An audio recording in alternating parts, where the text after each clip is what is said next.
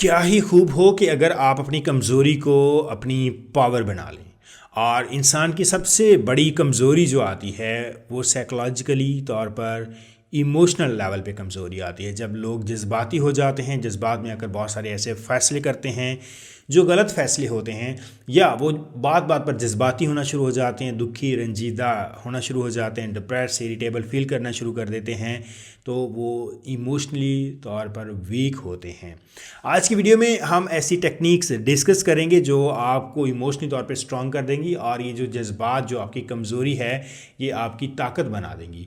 आज की कहानी हमारी एक ऐसे करैक्टर की कहानी है, क्योंकि हम सारी टेक्निक्स आपको पता है कहानी में डिस्कस करते हैं, और उस कहानी में से आपने टेक्निक्स निकालनी होती हैं, एंड पे हम समराइज भी कर देते हैं। तो आज की कहानी में चलते हैं सारा के साथ। सारा एक एनर्जेटिक वूमेन है, लेकिन वो बहुत ज़्यादा रोती रहती है, बहुत ज़्यादा बात बात पे दुखी हो जाती है, रंजीदा हो जाती है। उसने अपने बारे में ये कॉन्सेप्ट बनाया हुआ है, मैं टची हूँ, मैं बहुत इमोशनल हूँ, मैं बहुत सेंसिटिव हूँ, और शायद ऐसी चीज़ें कहकर उसको फील होता है कि वो ऐसी है और वो इस तरह से बिहेव करती है, और यही सारा की आइडेंटिटी है। भाई इसे कुछ ना कहो, ये रोना शुरू कर देगी, ये बहुत हसास है, ये बहुत टची है। शायद ऐसा सम टाइम कहना हमें कूल लगता होगा, और इस कूल लगने के चक्कर में पता नहीं हमने ये चीज़ अपने अंदर अडॉप्ट कर ली, लेकिन इस चीज़ ने तो हमें साइकोलॉजिकली बहुत वीक कर दिया। सबसे पहला रूल ये है 90 सेकंड रूल। 90 सेकंड रूल ये होता है कि जब भी आपको लगे कि कहीं से मुझे रिजेक्शन मिलने वाली है, कोई मुझे डिप्रेसिंग थॉट्स के बारे में प्रोवोक करने वाला है, या कोई मुझे गुस्सा इश्तियाल दिलाने वाला है, या कुछ और ऐसा काम करने वाला है, it's 90 second rule. 90 second rule में ये होता है कि जब वो चीज़ आपको हिट करती है, तो एकदम से आपके ब्रेन की जो केमिस्ट्री होती है वो चेंज हो जाती है, और आप उस इमोशन की फ्लो में बहना शुरू करते हैं। इस टेक्निक में आपने ये सीखना है, how can you stop your self, यानी आप अपने इमोशंस की फ्लो में अपने आप को बहने ना दें। अब 90 सेकंड के बाद ये होता है कि वो जो एक पंप मिला होता है न्यूरोट्रांसमीटर्स को हमारे ब्रेन में, वो थोड़ा नॉर्मल आना शुरू हो जाता है, और उसके बाद हम भी नॉर्मल बिहेव करना शुरू कर देते हैं। लेकिन गलती कहाँ पे होती है? गलती ये होती है कि 90 सेकंड के उस पंप में हम उस फ्लो में बहना शुरू कर देते हैं, और फिर हम जितना ज़्यादा उसको एंटरटेन करना शुरू कर देते हैं, उन इमोशंस में जाना शुरू कर देते हैं, उतना ज़्यादा डिस्टर्बेंस होना शुरू हो जाती है। तो आपने 90 सेकंड का रूल अप्लाई करना है। 90 सेकंड के लिए खामोश हो जाएं, उस जगह से उठ के चले जाएं, वहाँ से डिस्ट्रैक्शन लें, अपने आप को पॉजिटिव थॉट्स दें, जैसे भी करें, लेकिन आपने 90 सेकंड में उस चीज़ को रोकना है। वैसे भी 12 मिनट्स तक तो हमारी बॉडी में जो बाकी हार्मोन्स भी डिस्टर्ब हुए हैं वो भी नॉर्मल हो जाते हैं। तो फिर ऐसा क्यों होता है कि हम घंटों घंटों महीनों और अपनी आइडेंटिटी में ये चीज़ ले आते हैं कि हम वैसे ही हैं? अप्लाई दिस 90 सेकंड रूल, और ये आपको मजबूत कर देगा, ये आपको बहुत बेहतर कर देगा। सेकंड, सारा को ये करना चाहिए अपनी ज़िंदगी में कि अपने वो इमोशंस को और थॉट्स को रीफ्रेम करना शुरू कर दे। अब रीफ्रेमिंग क्या होती है? जैसे एक फ़ोटो के ऊपर फ्रेम होता है, या फ्रेम नहीं होता तो बहुत बोर सी होती है, एक फ्रेम होता है तो वो हमें अच्छा नहीं लग रहा होता।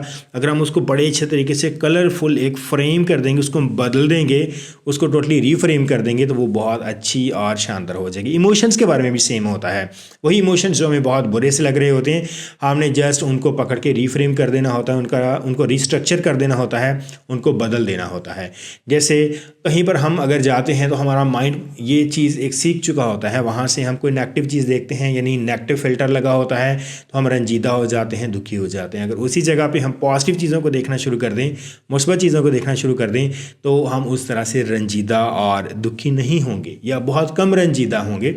रंजीदा होना बुरी बात नहीं है, अफसरदा होना बुरी बात नहीं है।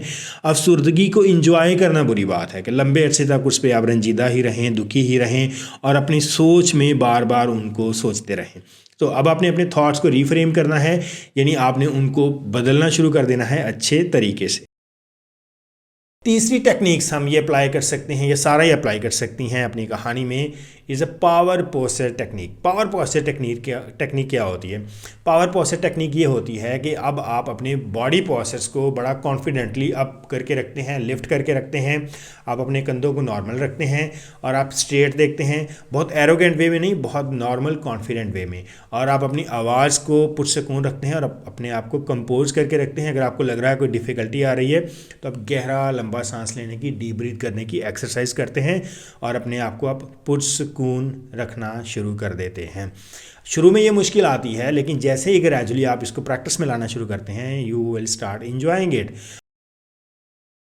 और अब वही सारा जो बहुत कमज़ोर थी 90 सेकंड रूल अप्लाई करके उसने अपने आप को मजबूत कर लिया, वो इमोशंस के फ्लो में अपने आप को बहने नहीं देती। और अब उसने ग्रेजुअली ये सीख लिया कि जैसे ही ऐसे इमोशंस आएंगे उनको रीफ्रेम करके कैसे मैं एक पॉजिटिव वाले में बदल सकती हूँ। और साथ ही साथ में उसने एक पावर बॉडी पोस्चर भी सीख लिया कि हाँ, अगर चाहे अंदर से मैं रंजीदा हूँ, दुखी हूँ, सैड हूँ, जिस तरह से भी हूँ, लेकिन मेरे इमोशंस मुझे कंट्रोल नहीं कर सकते, मैं अपने इमोशंस को कंट्रोल करूँगी। और वो कुछ अरसे के लिए अपने पोस्चर्स को बहुत कॉन्फिडेंट रखती है। और वो 90 सेकंड रूल, जैसे हमने पहली टेक्निक डिस्कस की, 90 सेकंड 1 2 3 मिनट गुजरने के बाद वो जो उसका कॉन्फिडेंस वाला पोस्चर होता है वो कंटिन्यू रहना शुरू हो जाता है। तो इन टेक्निक्स के साथ आप भी अपने जो वीकनेस है इमोशंस को लेकर उसको स्ट्रॉन्ग कर सकते हैं, उसको एम्पावर कर सकते हैं और पावरफुल हो सकते हैं। हमारे चैनल को ज़रूर सब्सक्राइब कीजिएगा। अगर आपको वीडियो अच्छी लगी है, मेंटल हेल्थ को प्रमोट करने के लिए भी हमारे चैनल को ज़रूर सब्सक्राइब कीजिएगा। अपना बहुत सारा ख्याल रखिएगा। अल्लाह हाफिज़।